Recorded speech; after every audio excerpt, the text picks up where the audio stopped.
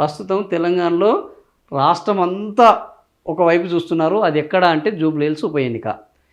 జూబ్లీహిల్స్ ఉప ఎన్నికల్లో ఇప్పుడు గెలిపేవారు. ఎందుకంటే మొన్నటి వరకు ఎవరెవరో తెలియదు. ఇప్పుడు ముగ్గురు తెలుసు. బీఆర్ఎస్ తరపు నుంచి సునీతమ్మ ఉన్నది, కాంగ్రెస్ నుంచి నవీన్ యాదవ్ ఉన్నారు, బీజేపీ నుంచి లంకల దీపక్ రెడ్డి ఉన్నారు. మొన్ననే అనౌన్స్ అయింది కాబట్టి నిన్న పోలింగ్ పెట్టాము. ఈ పోలింగ్ పెడితే 14,000 మంది ఈ పోలింగ్లో పాల్గొన్నారు.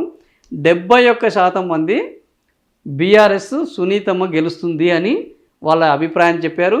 24% మంది నవీన్ యాదవ్, 6% మంది లంకల దీపక్ రెడ్డి. సో దాదాపుగా బీజేపీకి డిపాజిట్ కూడా రాదు అనేది ఇక్కడ చూస్తే మనకు అర్థమవుతుంది. వాళ్ళు కూడా అదే వాళ్ళు ఉనికి కోసమే పోరాడుతున్నాం, గెలుపు కోసం కాదని వాళ్ళ అధ్యక్షుడు రామచంద్రరావు చెప్తున్నారు.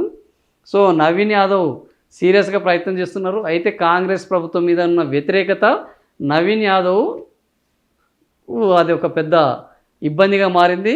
ఇక కాంగ్రెస్ ప్రభుత్వం మీద ఉన్న వ్యతిరేకతనే ఈరోజు మాగంటి సునీతకు ప్లస్ అయింది.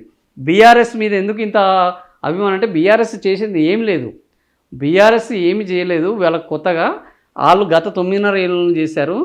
ఇప్పుడు ఈ 22 నెలలలో హైడ్రా పేరుతోటి, హామీల పేరుతోటి కాంగ్రెస్ చేస్తున్న దాని మీద జనాలకు విసిగెత్తి సునీతమ్మను గెలిపిస్తామంటున్నారు. మరి 11వ తేదీన ఎన్నికలు పోలింగ్ జరగబోతుంది. నవంబర్ 11, నవంబర్ 14 ఫలితాలు రాబోతున్నాయి.